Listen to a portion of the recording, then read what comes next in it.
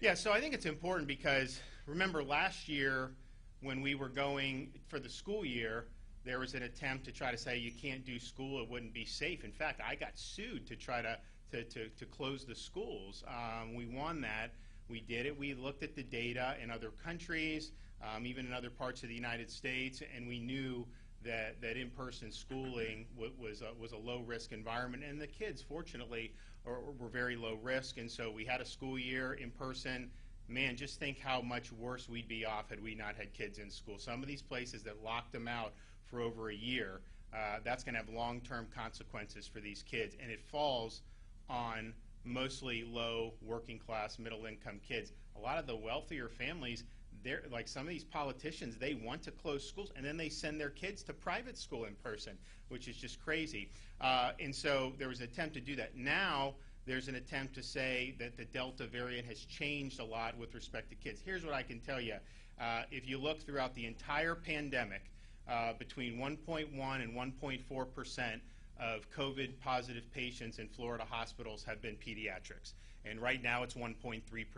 So you've not seen a change in the proportion of the young people who end up being admitted. It's also important to know when they talk about COVID positive patients in the hospital, that means anyone that's tested positive. And most are being treated for COVID, of course, but if you go in for a procedure, they're going to test you. They test everyone that walks in, and so if you test positive, you're considered a COVID positive patient, even though you may not be treated for patients. The average throughout hospitals in Florida for that generally, about 25% of the patients are COVID positive but are not being treated for COVID. With pediatrics, it's between 25 and even 40%. The one thing that I think is different from last year to this year with respect to pediatrics is not as much COVID, but RSV. So we've had an RSV wave this year. We had very little last year. Florida, I think, has peaked on that. But that actually, RSV for young kids, I mean, that's much more of a concern than the COVID. So we haven't seen any major change in terms of the percentage of hospitalized COVID-positive folks in hospitals that are pediatrics. It's 1.3% of all COVID-positive patients are pediatrics, and that has been pretty consistent throughout the entire pandemic.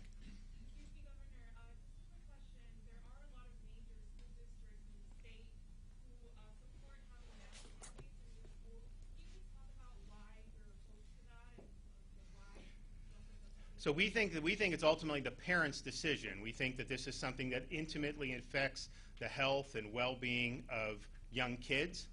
We had a whole year to watch how this has developed in Florida and throughout the United States and throughout the world. And I can tell you in Florida, we had school districts that mandated it last year, others that didn't, same with private and charter, and there was no statistical difference in terms of the cases. There was a study done by Emily Oster at Brown University, looked at New York, Massachusetts, and Florida. They found no correlation to forced masking and differences in cases. But you also have a situation where a lot of parents have come to me, they've come to the school boards and said, this has been very difficult on their young kids to have to sit there for 8 hours with this. It's not natural. It's never been studied what the effects of that are. You know, NIH has a $42 billion budget. They've not spent a single penny since COVID started studying how these mitigations affect kids. So ultimately, my view is it's a parent's decision. If you believe in the masking during the school, you're free to do it. No one's saying you can't do it. But if you're somebody that is concerned about that, that thinks that that may not be the right thing for your child, then I think you should have the right to make that ultimate decision. And I don't think government should override that. So for me, it's about the parents, and it's about trying to vindicate parents' ability to make these decisions. But I think yesterday, Anthony Fauci said, we don't know whether it's harmful. We hope not. That's where they're at. So they don't really know. So this is a big experiment to have tens of millions of kids, particularly the young kids, that are going to be wearing this all day, the airflow, some of the other things with learning, particularly for younger grades when you're learning phonics and some of that other stuff. So there's a whole host of issues. And my view is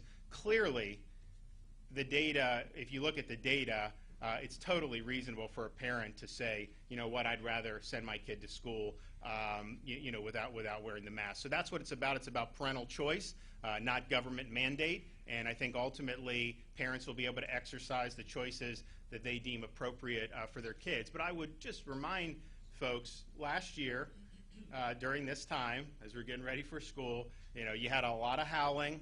People said you shouldn't do it, you shouldn't go to school, shouldn't have in-person. As I said, I got sued by the teachers union to close the schools, and we felt very strongly that every parent had the right to send their kid to school in person. We thought it was important for the child's development, that it was important for not just academics, but just being in school and not sitting at home all day.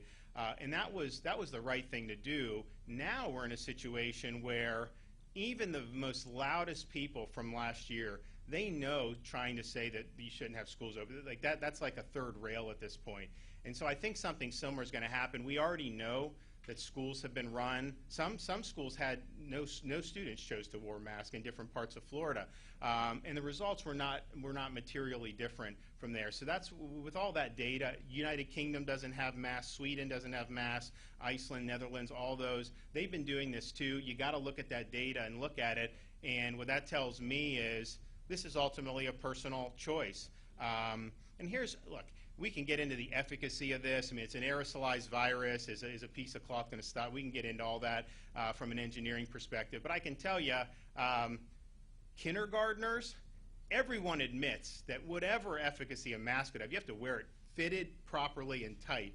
Do you honestly think these young kids are doing that? So I don't think it's really doing much. And so as a parent, I think parents should look to say, it's doing more harm than good. And I'd also think, we've talked to students over the last couple of months, and what they would say is, hey, my school last year made us all wear masks, and we'd be in masks during school, and then after school we'd all be hanging out at homes, and nobody would be, of course they're not going to do that. And so that's just, so you have to ask yourself, what are the potential harms from this, and should parents ultimately be the ones to make the decision? And I think parents should be able to be the ones to make the decision, and if parents choose the mask of some of these young children, that may not be the decision I make, but you know what? I trust them to know their circumstances better than government. But the converse is true as well. If parents are concerned about what that has done, their development, and some of those other issues that have not been investigated the way they should have been, then I think that they should be able to make the decision as well. Thank you, guys. I got to run. We're going to.